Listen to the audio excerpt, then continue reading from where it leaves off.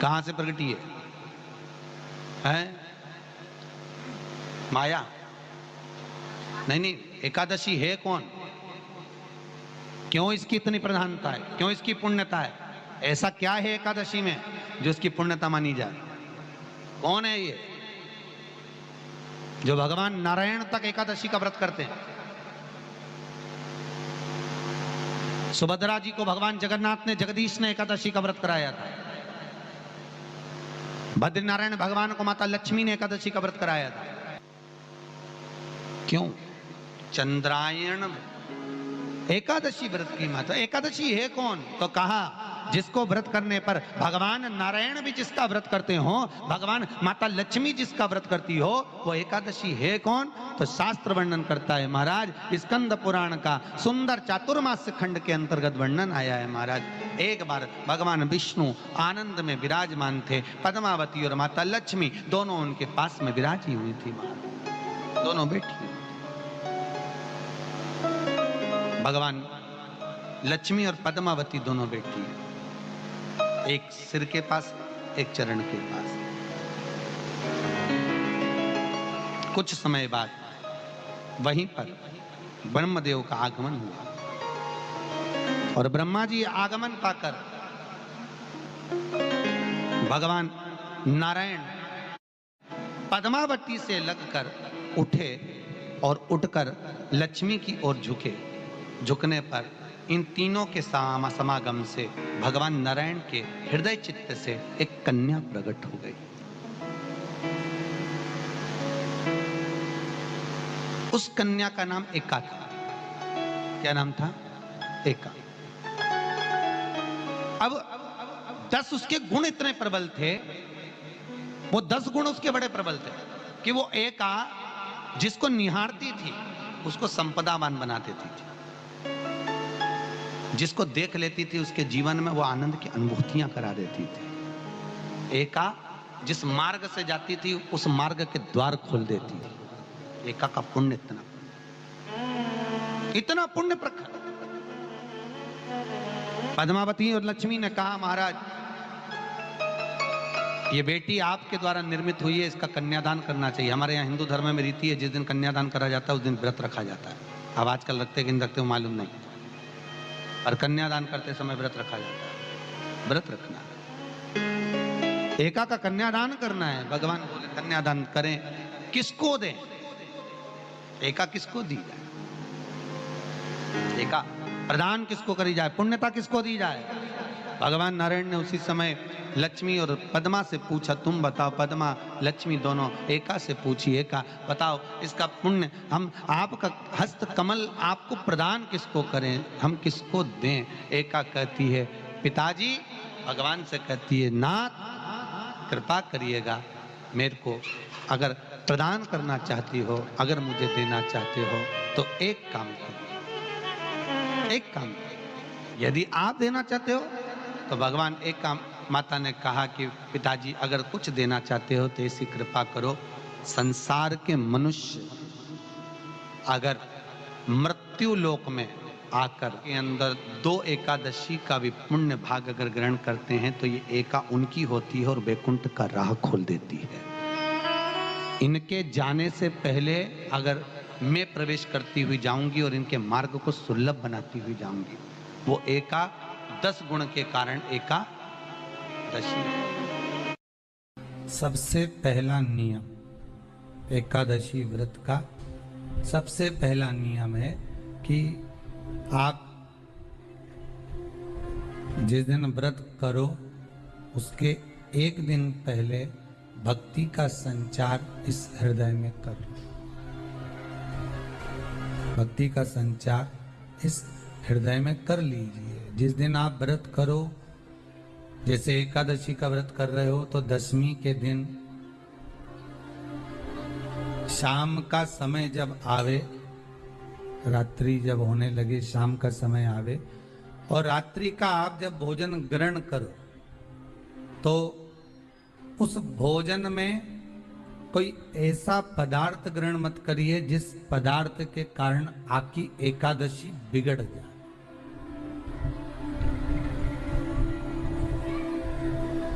एकादशी का दूसरा नियम बहुत ध्यान से सुनिएगा। जिस दिन आपकी एकादशी का व्रत हो उस दिन प्रयास करिएगा कि अपने हाथ से किसी भी वृक्ष की कोई पत्ती टूटे ना।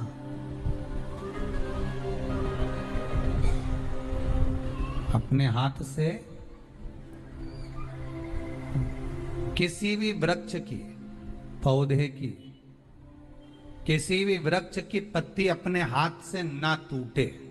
बहुत ध्यान दीजिएगा महाराज। एकादशी का ये दूसरा नियम है कि अपने हाथ से किसी पौधे की, किसी वृक्ष की, किसी डाली की कोई पत्ती टूटे ना, कोई पत्ती ना टूटे, इसका प्रयास करिए।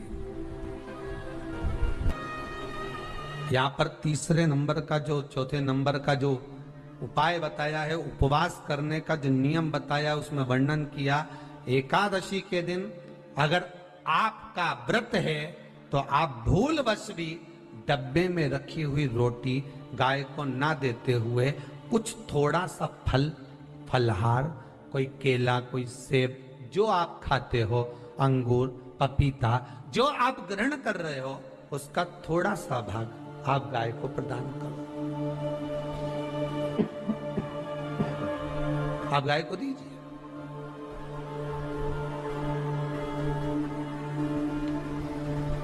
रोटी ही दिए, डब्बे में से निकाल के ले गई, गाय आई है, रोटी देना, देव मना नहीं। बाकी के दिन आप आपके बेटे से कह दो रोटी दिया बेटा जा, पर आप अपने हाथों से, आपका व्रत है तो आप फलहार आप कर रहे हो, तो फलहार का ही दान गौ माता को दीजिए। पांचवा वर्णन किया चतुर्थ भाव में, बन सके जितना एकादशी के दिन भगवान का ओम नमो भगवते वासुदेवाय का जाप करें, या अपने गुरु मंत्र का स्मरण करें, या जो मंत्र आपके हृदय में समाहित हो, श्री शिवाय नमस्तुभ्यम, ओम नमः शिवाय, राम कृष्ण शिव, जो मन पड़े उसका भजन करें, पर दिल से करें। जितनी देर करते बने उतना देर। माला पकड़ने की भी जरूरत नहीं कि माला पकड़ के बैठता हूं तो घटकी जिब्या से जप लो, नहीं जी वही उतना में ही पूरा हो जाए, वही बहुत। महाराज पांचवा नियम कहा, जिस दिन आपका व्रत रहे किसी निंदक से बात ना करें। निंदक जानते हो? भाई दूज के दिन, दिवाली की जो भाई दूज होती है ना, होली दिवाली की जो दूज होती है, उनमें ऐसा गोबर का भाई दूज बनाते हैं, और पास में एक चुगलखोर भी बना है, और चुगलखोर के ऊपर ऐसा भाटा धर है, एक पत्थर। अब तुम्हारे उधर रखे कि नहीं रखे हमें नहीं मालूम रहे हो, जितने आस्था पे सुन रहे हो, पर हमारे इधर तो ऐसा रहता है, गोबर का भाई बहन बनाए और उसकी पूजन करे, उसके पास में एक गोबर का चुगल चोर भी बनाया, उसके ऊपर भाटा धर। कथा वर्णन कर रही है, निंदक से बात ना करें। मान लो किसी ने आकर आपको निंदा कर भी दी तो तुरंत सूर्य नारायण भगवान का दर्शन करें, और 3 बार उनका दर्शन कर कर नेत्र बंद करें, तब जाकर वो निंदा जो अंदर गई है, अंदर पवित्रता प्रदान करेगी, तब जाकर एकादशी का व्रत लगेगा। पहले तो प्रयास करो, अगर जो निंदा करने आता है ना, तो उसको उस दिन एकादशी वाले दिन दरवाजे पे लिख दो कि चुगल चोर। फिर कहा जीव की हत्या ना करे, अगला नियम है, अपने द्वारा जीव की हत्या ना हो, प्रयास करना, किसी को कष्ट ना हो। 18 नियम में से एक नियम और, प्रयास करिएगा एकादशी जब भी करें तो द्वादशी से जुड़ी हुई करें, 10वीं से जुड़ी हुई एकादशी कम करें। जो वैष्णवों की एकादशी कौन सी होती है? जो एकादशी द्वादशी से जुड़ी हो, 10वीं से नहीं। 10वीं से जुड़ी हुई एकादशी व्रत कहलाती है, और द्वादशी से जुड़ी हुई एकादशी पुण्य फल प्रदान कर कर वैष्णवों को भगवान के चरण में छोड़ आती है। इसलिए एकादशी द्वादशी से जुड़ी हुई होना चाहिए। वैष्णव एकादशी। फिर अगला वर्णन किया गया। महाराज शास्त्र कहता है, अगला वर्णन जो किया गया उसमें बताया, प्रयास करें जिस दिन एकादशी हो उस दिन घर में बुआरी झाड़ू आदि जो लगती है वो दूसरा लगा लें। क्यों? उसका वर्णन है, अगर आप बुआरी लगाएंगे, झाड़ू लगाएंगे, पोछा लगाएंगे तो हो सकता है कोई जीव आपके हाथ के द्वारा मर जाए। तब एक बार ये कथा हमने काशी में कह दी थी। कहां करोगे? सारे व्रतों में केवल एक व्रत ऐसा होता है एकादशी का, जिसका उद्यापन पहली एकादशी पर भी कर सकते हो। सारे उद्यापन में केवल एक उद्यापन ऐसा होता है, सारे व्रतों में एक व्रत का उद्यापन ऐसा होता है, वो है एकादशी का। ये जरूरी नहीं कि 26 पूरी होगी तभी तुम करोगे, या तो पहली में ही कर लो या फिर 26 पूरी हो तब कर। पर उद्यापन, अब तुमको ऐसा लगे कि हाँ मैं अभी तो जीऊंगी हो, अभी तुम्हारा बाल भी धोला नहीं हुआ, तुमको ऐसा लगे तो अभी तो मैं तो बढ़िया, तो पहली पर करने से क्या फल मिलेगा? तो एकादशी की नियमावली कहती है, अगर मान लो आपने पहली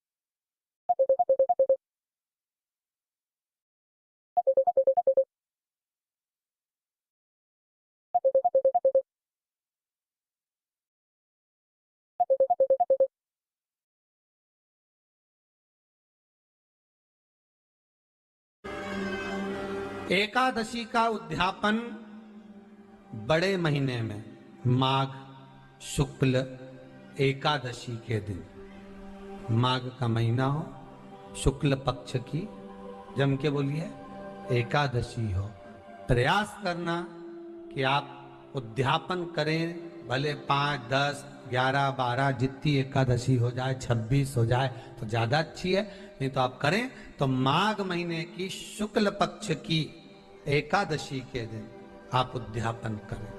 प्रयास रखना, प्रयास रखना। बड़े महीने के अंतर्गत जो उद्यापन, हाँ चतुर्मास के अंतर्गत उद्यापन नहीं होता एकादशी का, बहुत ध्यान दीजिए। ये जो सावन भादो कुंवर कार्तिक जो 4 महीना होते हैं भगवान के शयन करने के, इसके अंतर्गत एकादशी का उद्यापन नहीं होता, और इसके अंतर्गत उद्यापन करना भी नहीं चाहिए एकादशी। एकादशी का उद्यापन माघ महीने की शुक्ल पक्ष की एकादशी के दिन आप बहुत प्रेम से आनंद के साथ करिए महाराज।